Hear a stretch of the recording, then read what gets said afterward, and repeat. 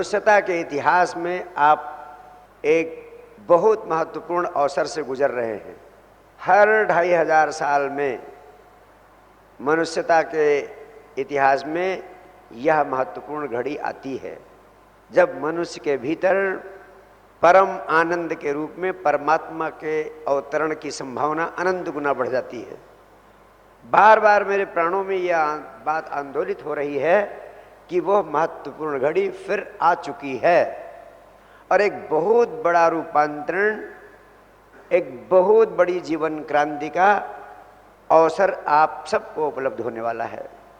वही अवसर आज से 5000 साल पहले कृष्ण के समय में आया था। फिर उसके 2500 वर्ष बाद महावीर और बुद्ध के समय वो घड़ी आई जब हजारों लोग बुद्धत्व को उपलब्ध हुए और दुनिया भौतिक दृष्टि से भी स्वर्ण युग के शिखर पर थी। अब महावीर और बुद्ध के बाद फिर 2500 साल पूरे हो चुके हैं। आने वाले 10 से 25 वर्ष अत्यंत महत्वपूर्ण है, ये कभी भुलाए ना जा सकेंगे। मेरी अंतर्दृष्टि बार बार इस ओर इशारा करने लगी है कि इन आगामी 10 से 25 वर्षों के भीतर हजारों हजार लोग बुद्धत्व की अवस्था को पहुँचेंगे, विराट धन संपदा के शिखर पर पहुँचेंगे और एक विराट क्रांति होगी जिसमें बहुत साधारण दिखने वाले लोग, आपसे भी ज़्यादा साधारण दिखने वाले लोग भी अर्जुन और जनक की अवस्था को उपलब्ध होने के लिए परिपक्व हो जाएंगे, तैयार हो जाएंगे। ये महाक्रांति का क्षण है, असली स्वर्ण युग का क्षण है, धर्म के विस्फोट की घड़ी है। जैसे वैज्ञानिक तल पर भी एक विस्फोट हो रहा है। आज पृथ्वी पर जितने वैज्ञानिक हैं, अब तक कुल जितने वैज्ञानिक पृथ्वी पर हुए हैं, उनमें से 90% वैज्ञानिक आज भी इस पृथ्वी पर जिंदा है। यानी आज से 10,000 साल पहले जितने वैज्ञानिक हुए हैं उनकी संख्या सिर्फ 10% रही है और आज 90% वैज्ञानिक जिंदा है। यही अवसर अध्यात्म जगत में भी उपलब्ध होने को है। अब तक जितने संबुद्ध पुरुष इस धरती पर हुए हैं, आज से पहले उनकी संख्या 10% थी। अब यह समय आने वाला है जब 90% बुद्ध भी इस पृथ्वी पर घूमेंगे, टहलेंगे, आपके बीच बैठेंगे, उठेंगे। आप सौभाग्यशाली हैं कि इस दिशा में आपका कदम उठा है। अगर आप होश पूर्वक आपने जीना शुरू कर दिया, निश्चित रूप से आप और ब्रह्मांड की शक्तियों के बीच में कोई ऐसा तालमेल हुआ है कि आप इतने लोग यहाँ पहुँचे हैं और मेरे प्राणों का संदेश, जो अस्तित्व का संदेश है, वो आपके भीतर एक विस्फोटक स्थिति पैदा करने को है।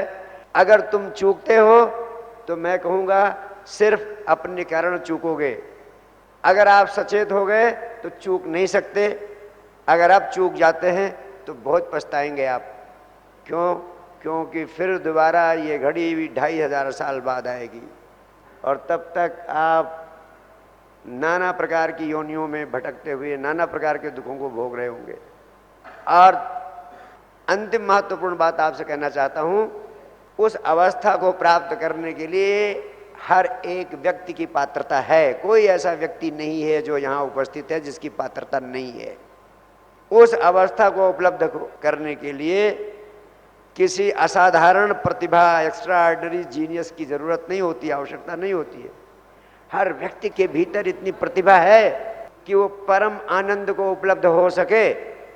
जैसे हर व्यक्ति की प्रतिभा है, चाहे वो पढ़ा लिखा हो चाहे गैर पढ़ा लिखा हो, हर व्यक्ति की प्रतिभा है प्रेम में होने की, प्रेम के अनुभव को पाने की, प्रेम से गुजरने की। हर व्यक्ति प्रेम कर सकता है।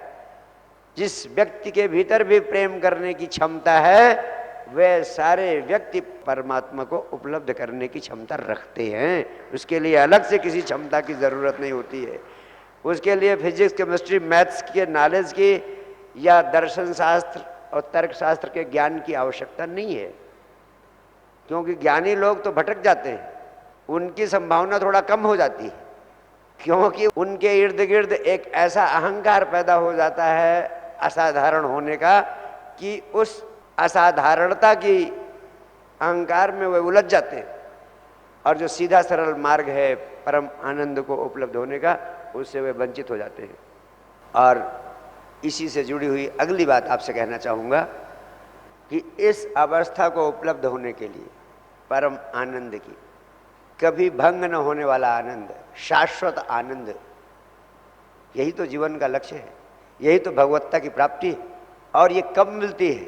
जब आप धन संपदा के ढेर से गुजर चुके हो, यानी भौतिक तल पर आप हर प्रकार की समृद्धि को प्राप्त कर चुके हो, तब आपको एक दूसरी आवश्यकता का पता चलता है कि इसके ऊपर भी कुछ है, इसके ऊपर भी कुछ है, इसके पार भी कुछ है।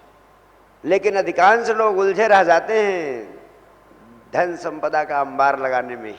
जीवन की शक्तियां भी सीमित हैं। सबसे पहली आवश्यकता मनुष्य की होती है रोटी कपड़ा मकान की, और उसको पूरा करने के लिए आदमी अपनी सारी शक्तियां लगा देता है, धन कमाने में लगा देता है, लेकिन उसे पता नहीं चलता कि उसका पूरा जीवन ही इन्हीं चीज़ों को इकट्ठा करने में समाप्त हो जाता है। परम आनंद की सोच ही नहीं पैदा होती है उसके प्राणों में। ये सोच कैसे पैदा हो, इस संबंध में एक महत्वपूर्ण सत्य आपसे कहना चाहता हूँ। भौतिक तल पर मनुष्य की आवश्यकताएं, उनकी पूर्ति होना अनिवार्य है, परम आवश्यक है, अध्यात्म की दिशा में पहला चरण है। अगर वो पूरा न हुआ तो आप आध्यात्मिक कभी नहीं हो सकते, उसको पूरा करना जरूरी है। लेकिन दुर्भाग्य यही है कि मनुष्य उसको पूरा करने के चक्कर में धन का अंबार लगाते चला जाता है, और कब उसकी ज़िंदगी समाप्त हो जाती है उसको पता ही नहीं चलता है कि कुछ इसके पार भी कोई और चीज़ है जिसको पाने की ज़रूरत है, जिस दिशा में कुछ करने की ज़रूरत है।